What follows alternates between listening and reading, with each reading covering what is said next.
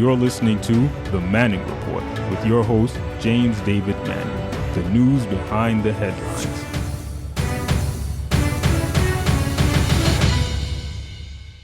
I'm going to play a clip from Representative Joe Walsh, who was one of those persons who voted for Tribulation Trump. And he thought at the time that Tribulation Trump was the best candidate, that he was really going to do something. And now he is very regretful. He is very remorseful. There are many of those who voted for the long-legged Mac Daddy, Obama, who were remorseful as well, because they realized that this so-called black president didn't do anything for me.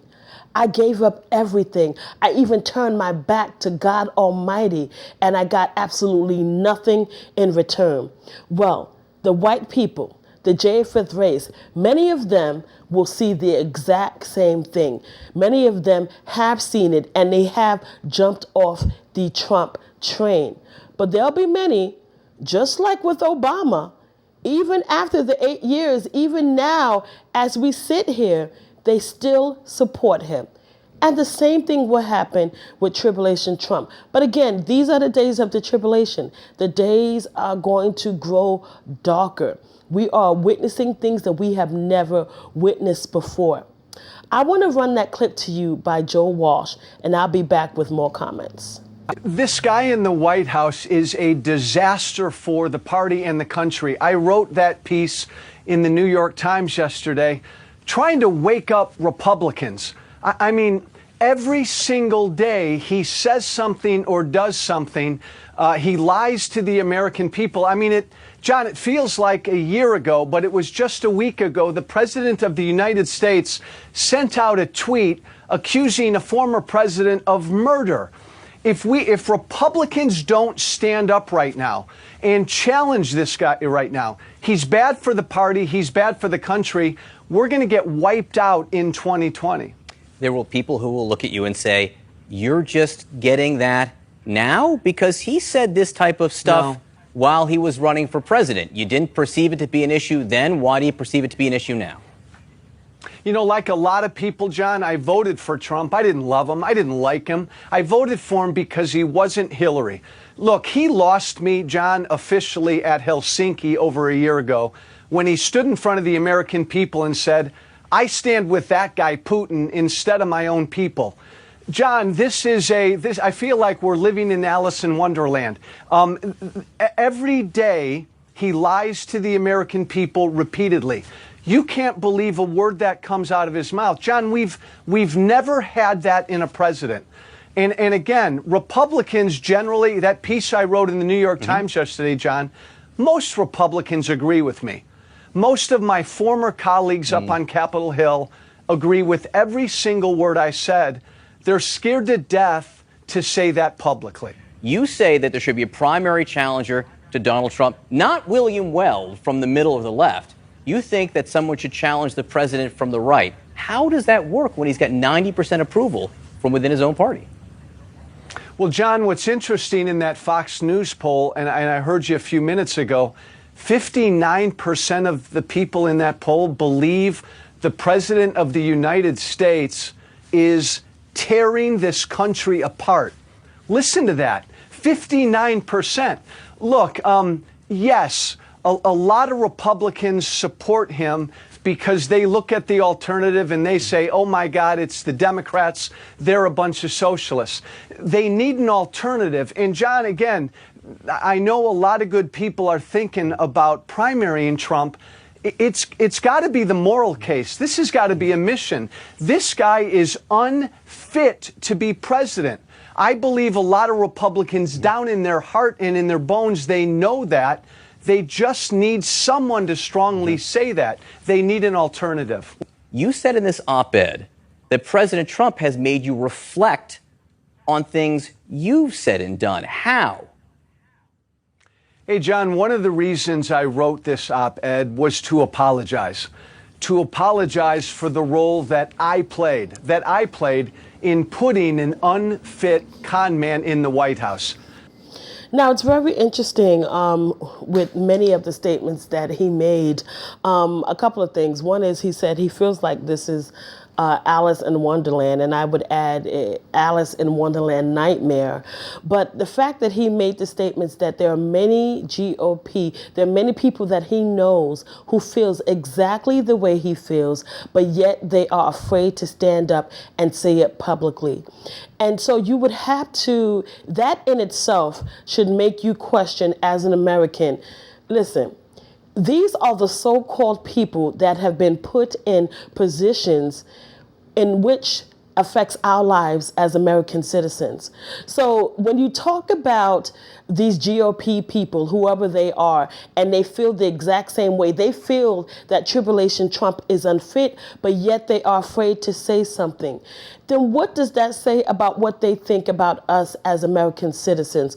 Obviously, they don't really care about the American citizens, because if they did, if they were, even concerned at the level in which Joe Walsh has just now come out forth, and thank God he has said something, but he is just now coming out publicly after 3 years has gone by, and he's just now making these statements. And he said Tribulation Trump lost him a year ago, but yet he's just now publicly making these statements. Again, what does that say about the people who have been placed in these positions to govern the lives of the American citizens? Yes, people know that he's crazy. It would be hard to believe, to think that there wouldn't be more people who know that Tribulation Trump is unfit, as Joe Walsh has stated, but yet they will not dare come before the American people to say it. Why is that? Because they are more concerned about protecting themselves and their family members. They're more concerned about keeping their party together, which is a complete disaster, by the way. But they are more concerned, that is their priority. Their priority is not the American people. Their priority is to making sure that they are protected, that their party is this quote unquote party that has it all together, when it is clear as day that they don't. And so if we are to believe the statements by Joe Walsh, and I believe that he is speaking the truth, then you know that there is certainly division within the Republican Party. If what he is saying is indeed true, that many of his friends actually feel the same way, they're just afraid to say it. But again, what does that say about these people? That they are spineless, that they would actually sit back and say and do absolutely nothing and watch this country continue to spiral downwards into hell because they don't want to say anything. I mean, my God, what kind of leaders are those? You know, you can say what you want about the Honorable James David Manning. One thing is that he will always speak the truth. He could care less what you think or what you say. He's obligated to stand and speak for truth. That is what we should be looking for in leaders. Remember, I just spoke to you a few minutes ago about the character of a man. The character of a man is what makes his essence, is what makes his entire being. If a man has no character, how can you rely on him? If he has no integrity, if he has no honesty, if he holds on to no values, how can you support or rely or trust in him? And so people have an issue with Pastor Manning because he speaks the truth. People have an issue with Pastor Manning because he does not bite his tongue. People have an issue with Pastor Manning because he tells it like it is, and it doesn't matter to him whether you stay, whether you go, whether you give, whether you do not give. He is obligated to speak the truth. Why? Because he really does love the people. And if these GOP members really did love the people that they're supposed to be serving, we would not have this as an issue. But again, we live in a world where it's I. I'm going to look up for myself. I don't give a damn about anybody else. You try to save yourself, I'm going to try to save myself. That is the world in which we live in and yet people support that.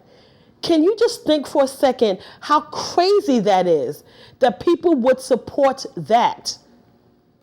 Again, we are living in some very wicked days. To be sure, there are people that have jumped off of the Trump train.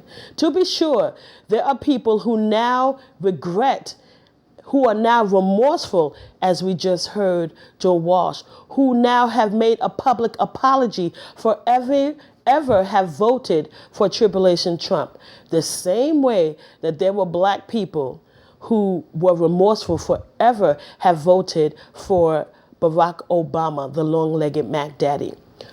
Two illegal presidents, two presidents that have destroyed this country. First and foremost is the son of Satan, the long-legged Mac Daddy, who has opened up the doors to homosexuality, to sodomy, who told the families with a father and a mother that you don't have to be anymore. Now there can be two fathers and two mothers, who have told the people that it's okay if a boy wants to be a girl and it's okay if a girl wants to be a boy, who've opened up the doors to all these demons to now roam freely through the homes.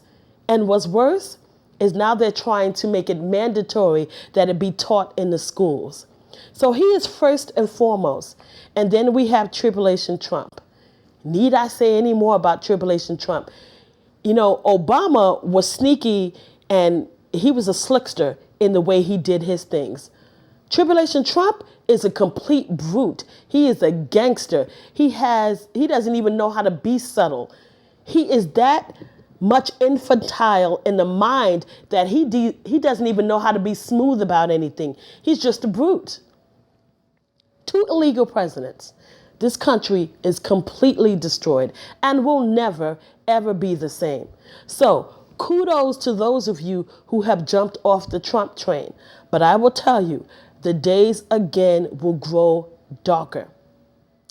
They're going to grow darker. And there's absolutely nothing you can do but hold on to the hand of Jesus. This is a bit of a news blog we do, looking at spiritual wickedness in high places for the most part, making some observations about it and giving people a biblical foundation to the way of interpreting, rather than have Sean Hannity or Laura Ingraham or Janine Pirro or Anderson Cooper or Rachel Maddow or Don Lemon, Rush Limbaugh interpret what's going on in the world. You come to me and I'll tell you based on what the Word of God says.